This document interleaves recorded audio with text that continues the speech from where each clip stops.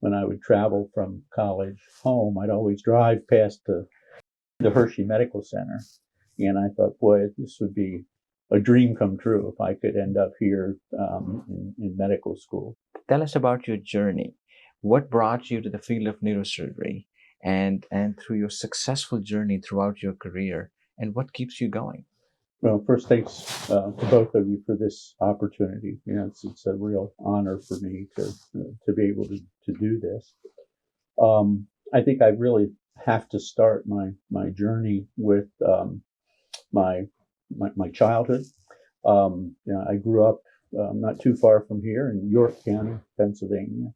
My parents were horse trainers, and that's what they really loved. They really loved the horses.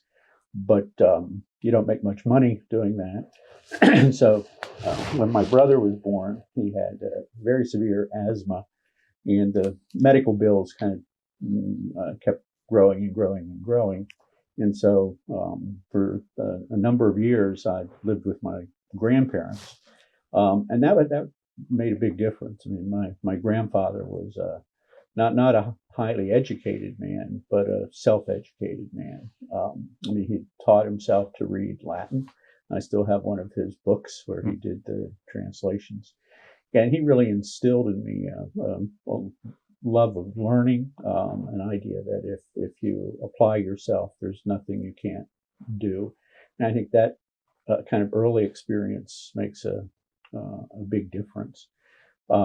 Went to a small college, Lebanon Valley College, again, not too far from here, and wasn't sure what I wanted to do. But my advisor at that time said, you really ought to think about medical school. So I did. And the first place I applied to was Penn State. When I would travel from college home, I'd always drive past the Hershey Medical Center. And I thought, boy, this would be a dream come true if I could end up here in medical school. It's a new school then. And I did get an interview.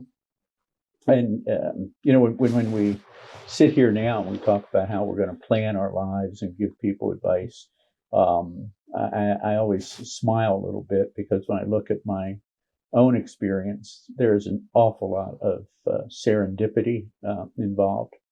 So in my case, I read a brief biography of Harvey Cushing before I started my medical school interviews, not because I had any particular interest in neurosurgery. It's just one of those books. It was a book written by his secretary. It wasn't a very scholarly effort, but just something to read before you go to sleep. But my first interview here at Hershey was with Dr. Berglund. And Dr. Berglund at that time was the chief of neurosurgery.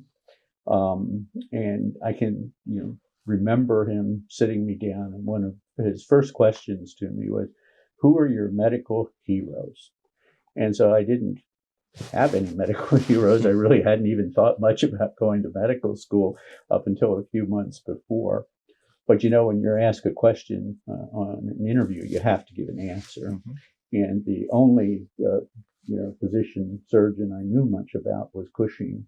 And so I said, well, I've always kind of admired Dr. Cushing.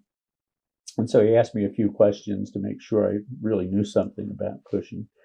But then for the rest of the interview, he did all the talking. I sat there and listened. I found out later that he viewed himself as Cushing's grandson, because the Cushing's last resident was his mentor, and Berglund was the last resident of that person. So he's had this lineage he traced back, and he just idolized Cushing. So I don't know if it was because of that or not, but I did get accepted here. And it was actually the only medical school I interviewed at. Once I got the acceptance, I said, this is where I want to go. And when I started here as a first-year student, I got a call from Berglund asking if I'd like to work in his lab.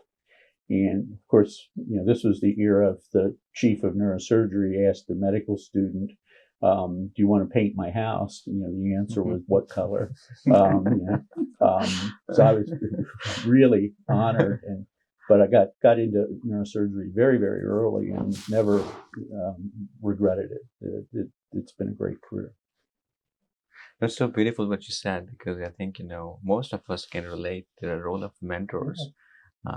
Both of us are similar. None of the family members were physicians. And I look back, and there were some strong mentors which, decided our career trajectories where we are today.